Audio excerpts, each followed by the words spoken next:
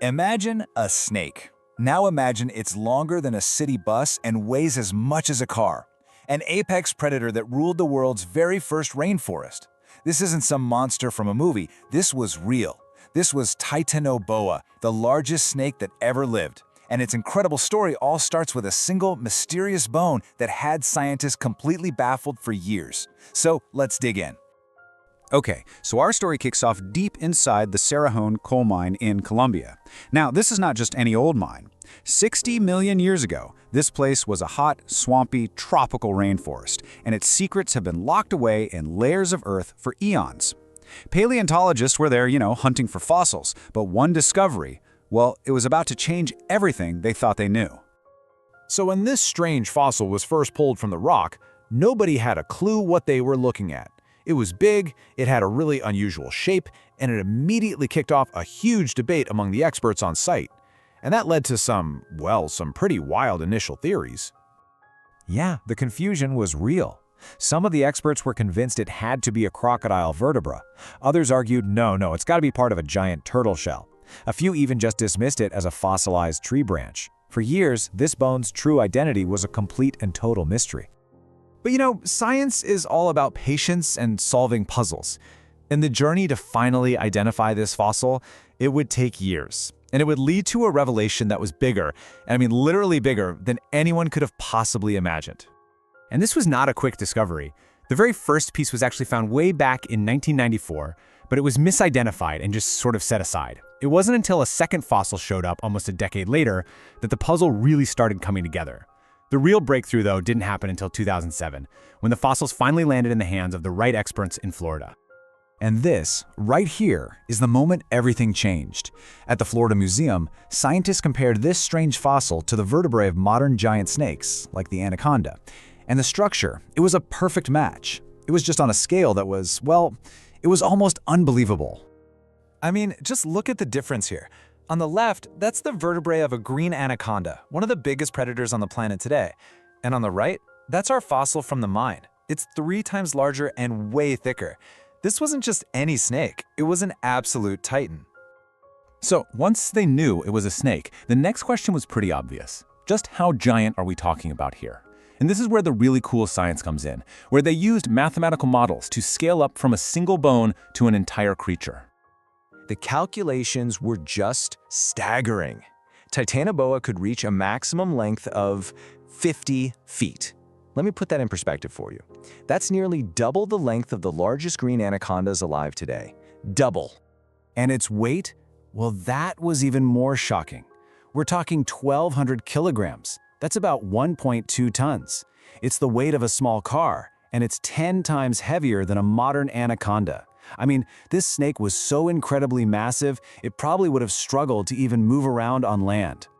To really wrap your head around its size, think about this. Titanoboa wasn't just bigger than today's biggest snake, it was actually longer than a standard city bus, a living, breathing creature of almost mythical proportions. So you see, this discovery didn't just reveal a new animal, it opened up a whole new set of questions about the ancient world it lived in. I mean, how could a creature like this possibly exist? Why did it get so ridiculously big? Well, the answer is all in its biology. See, snakes are ectothermic, which is just a fancy way of saying they're cold-blooded. Unlike you and me, they can't generate their own body heat. They rely completely on the temperature of their environment to power their metabolism. So, here's the crucial point. For a cold-blooded animal to get this huge, its world had to be incredibly hot. Scientists figured out that the average temperature back then must have been consistently above 90 degrees Fahrenheit or 32 Celsius. This snake wasn't just a monster, it was like a living thermometer, telling us just how hot its prehistoric world really was. So now we've got this massive snake living in a super hot, ancient swamp. But how did it live? How did it hunt? It turns out its immense size pretty much dictated its entire lifestyle. Right, so Titanoboa was way too heavy to be a good hunter on land. Instead, it was an aquatic ambush predator, kind of like a modern crocodile. It would use the water to support its huge weight, lurking just below the surface, perfectly camouflaged, maybe for days, just waiting for some unsuspecting animal to come down for a drink.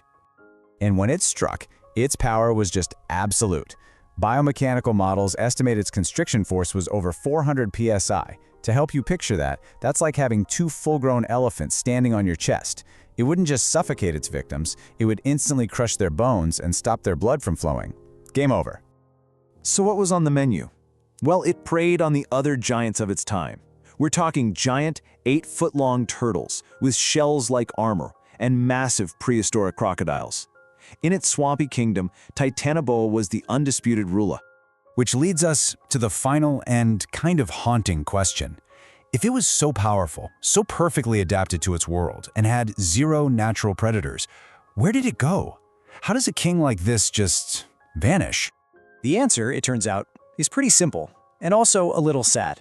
Titanoboa was a specialist. It was perfectly adapted for a very, very specific world. But that world was about to disappear forever. You see, the story of its downfall is really a story of climate change. After its era, the Earth's climate started to cool down. Those vast, hot swamps it needed to survive began to dry up. And at the same time, a whole new class of animal was on the rise, mammals, creating all sorts of new competition. For a creature whose entire metabolism depended on extreme heat, even just a few degrees of global cooling was a death sentence. Its massive body slowed down, its habitat shrank, and its food sources disappeared. The very thing that allowed it to become a giant, that intense global heat, was the exact same thing that sealed its fate when the world changed. And that leaves us with one final, pretty fascinating thought. Titanoboa's existence was directly tied to a hotter planet. So as our own world continues to warm up, it kind of makes you wonder, what sort of giants might the future hold?